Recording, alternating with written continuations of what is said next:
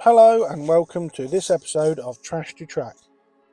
In this episode we're going to be looking at this Fleischmann DB103 Electric loco that's been sent in to me by Wills. This is a very stylish looking locomotive, and in fact after doing this restoration for Wills I actually went out and bought my own version of this loco. That's how much I liked it by doing this. But what we're going to do is we're going to start by the usual battery test on this model.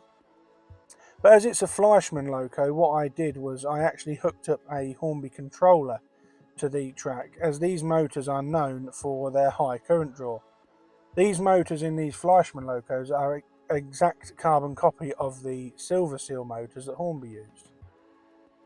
As you can see there, this engine is trying its hardest to run. There's interior lights, but it's just not having it. It's very, very sluggish. So there's obviously something wrong inside. So we're going to have to crack it open and have a look.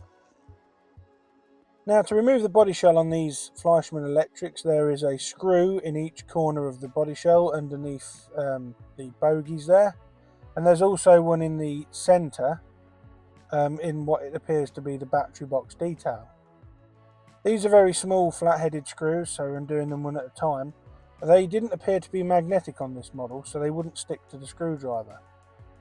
But like I said, it is very belt and braces, typical German technology. 5 screws to hold the body shell on. So there's the 4 small screws, and then I couldn't get the body off and realised that there's actually another longer screw through the middle. Very, very belt and braces stuff this. Opening the body shell up, there's another screw there that's fallen out from somewhere, and I never did find where that came from. That must have been stuck in the chassis. It becomes apparent that this model used to be able to pick up electric from its pantographs, so we'll be looking at that later on. And there's also this rudimentary circuit board equipment in the roof here. So I'm going to unscrew this just to have a look at it and give it a thorough cleaning, but there's no way to release the bogies without unsoldering some wires. So what I'm going to do is I'm going to unsolder the wires on the driving end, and the bogies you can see there are very similar to that on a silver seal Hornby 47. Although the bogie frames are a lot better, instead of plastic clips, these are actually screwed in place. There's a tiny little grub screw at the back of the bogie that you have to undo, and a larger washered screw at the front. Once these 2 screws have been removed, the bogie frames simply pull away. This is a very good way of fixing the bogies to the chassis, and I wish other manufacturers would adopt it, as trying to undo plastic clips sometimes can lead to the bogies breaking. So just holding the wire there in my Tweezernose pliers, I'm just going to unsolder the 3 wires, one from the pickup there. This one is a power wire to the brushes, and this black one here is also a power wire to the brushes. And that releases the drive bogie to allow me to work on this motor. For the age of this model, which I believe dates from the 1980s, the detail on those wheel faces is amazing. Now, putting a battery to the terminals, you can see the motor there is actually running really nicely. So there must be an issue with electrical pickup, as before it was struggling to run. So what I'm going to do now is I'm going to undo these 2 flat-headed screws and remove the motor faceplate to get to the commutator.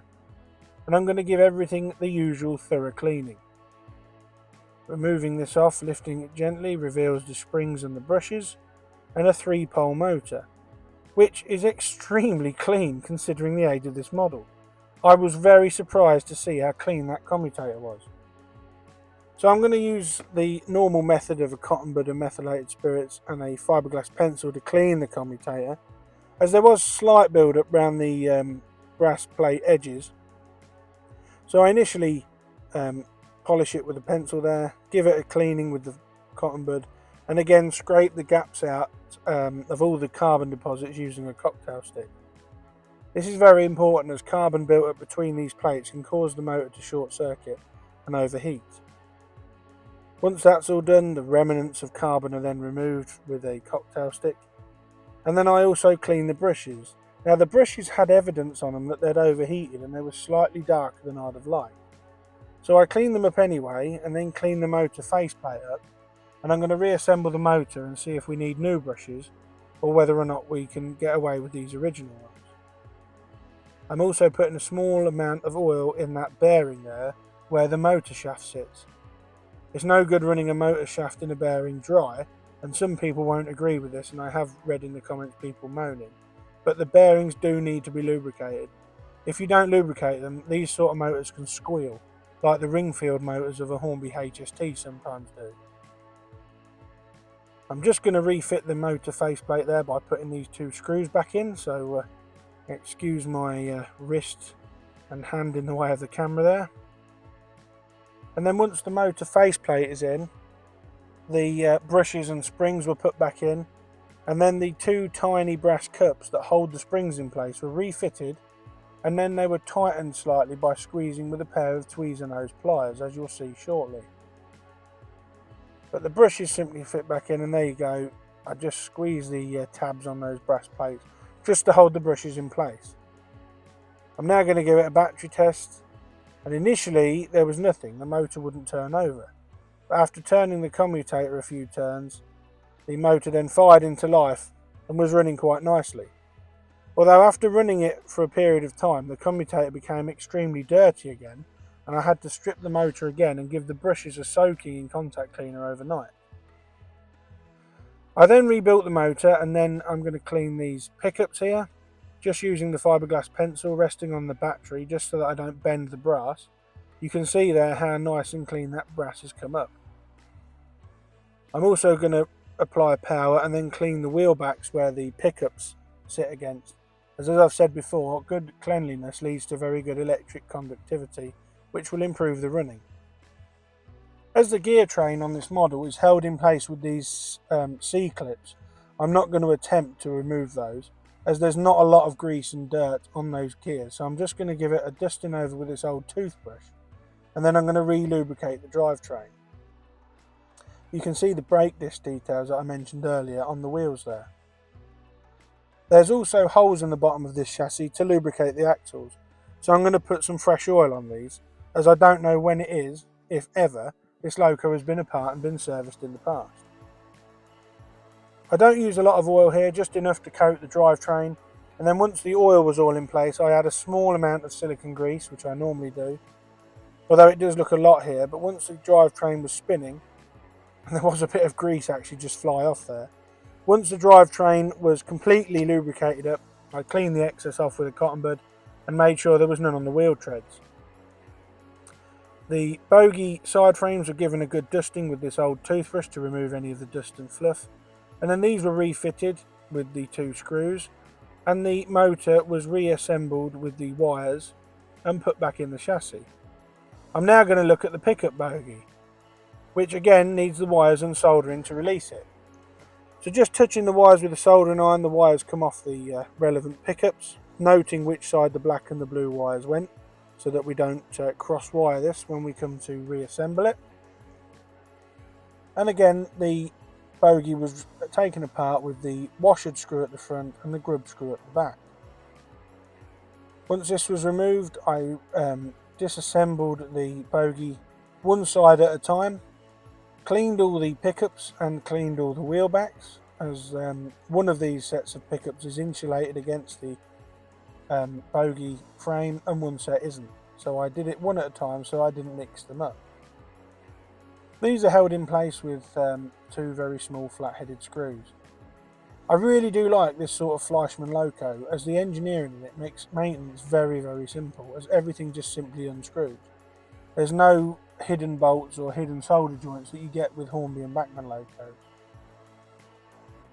Again, using the battery as a rest there, I just scrape off all the crud on the brass and then clean all the wheel backs and clean the brass, so everything is good clean, and I also give the wheels a good clean to ensure good electrical conductivity.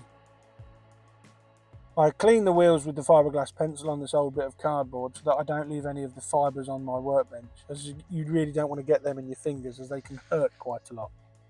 I've been there, done that, and I don't want to do it again in a hurry. So once all the wheels and all the pickups on the non-driving bogie were cleaned and were shining like a new pin, it was time again to dust off this bogie side frame, same as I did with the front one, just dusting it off there with a toothbrush. And then to refit, you have to put it in front ways, and then it slides down like that, and reattach both of the screws. Now that both of the screws are in, and again I've said it hundreds of times and people will be sick of listening to it, but don't over tighten your screws. Tighten them up until they're just nice and tight. Do not try and over tighten them, as you will damage the model.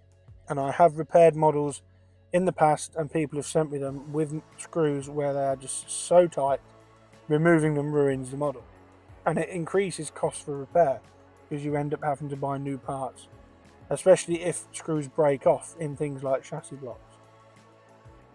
These tiny little grub screws on the back here are quite nifty, and they just screw in and hold the bogie plate onto the bogie itself. Now that that's all been rebuilt, I'm going to reattach the two wires using my soldering iron, the blue one onto this side and the black wire onto the opposite side. The black wire there picks up from the live side of the bogie, and then these bogies just clip in. Same principle as a Silver Seal Hornby Class 47. Now this loco proved to be quite a headache after this. I put it on the test track after rebuilding it all and cleaning everything, and I could not get it to work. It just would not work no matter what I did. Putting the battery on the track showed no signs of life, putting the controller on the track showed no signs of life, yet putting the connection leads direct to the brushes and the motor spun lovely. I must have spent a good 40 minutes trying to get this chassis to run, and there will be people out there screaming at me through the screen, but I didn't realise at the time that to make this chassis work you need to have the body on, or at least with this model you do, because the pantographs complete the circuit and the wiring on top of the body shell completes the circuit so that the model actually runs. Like I said, it was a good 40 minutes and I was farting about with this. I was getting frustrated with it, only like I say, with the power applied it worked, and it was only when I tested the track with a pannier tank that we saw in a Trash to Track a few episodes ago, as I did both of these locos at the same time, so I knew that the test track was right, and it was only when I put the body shell back on the chassis to call it a day, and I'd accidentally left the power running, that the chassis moved, and I thought, oh hey up, the body shell needs to be on. What a blooming div, as my granddad would have said. But yeah, so with this DB103 Electric, putting the body shell on, and that wire completes the circuit. So I might be wrong in this, but I'm pretty certain that that body shell needs to be on to get this model to work. And as you can see now, it was running rather nicely. So attention's now turned to the body shell, and unfortunately this highlighted a problem with Will's model here. This has been in storage for a number of years, and unfortunately the stuff you can see falling onto the workbench there is the plating off the pantographs. The pantographs have corroded quite a lot and there was a lot of rust on them, and the silver plating had corroded off. So I did my best to clean the pantographs up, and I scraped the rust off with a blunt scalpel. I even tried to polish them with the fiberglass pencil, but the lack of spares from Fleischmann meant that I had to try and resort to rescuing these pantographs. I'm hoping that they're going to conduct electricity when we put this model back together, but as you can see there, they are heavily corroded. I mean, they're not broken and they still look the part, but the corrosion on these is really quite bad. So I did my best with these, like I said, polishing them up with this pencil, scraping the rust off with the scalpel to try and rescue them. Once that had all been done, I gave the body a thorough wiping over with a baby wipe to remove any of the excess dust and the grease and grime marks that we'd got on there. And it was time to put the body shell back onto the chassis. One thing to note on this model is the body shell has got a number 1 and a number 2 end, which are printed onto the body shell itself as per the prototype. The number 1 end is the motor bogie end. One other thing I had to do was just to fix this coupling on that had come loose, as the pin was missing, so I tapped the hole out and screwed it in place. Now I'm going to put the body shell back on, which is a simple clip fit, and then reattach the screws. Now to reattach the screws, I found it easier to put the middle one in first, which I'd actually remagnetised at the time, although you wouldn't think it watching this footage. Putting a magnet onto the screwdriver to hold the screw in place.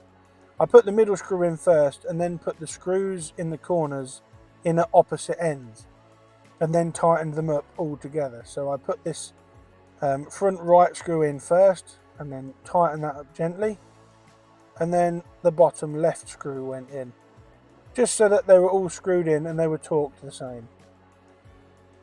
So running it on the test track, the model runs quite nicely and the interior lights are working. So what I then did was I tried to get it to run with the pantographs as it used to do, but unfortunately the corrosion and the plating coming off the pantographs prohibits this loco now from running off pantograph overhead line, which is a shame, but like I said, spares for these Fleischmann locos are in short supply in the UK. But now we've fully rebuilt this Deutsche Bahn 103 Electric, I'm going to leave you now with some shots of it running around my son's layout as it's DC only. If you've got a loco you'd like to see featured in a future episode of Trash to Track, please email me at the email address on screen, and we'll have a look at getting it sent over, and who knows, it may feature in a Trash to Track all of its own. I have my own DB103 loco now, so watch out in the future where I'm going to attempt to digitalise mine to allow it to run around my layout. But thanks again for watching Trash to Track. Please like, share and subscribe, and I'll catch you again in the next episode. Bye for now.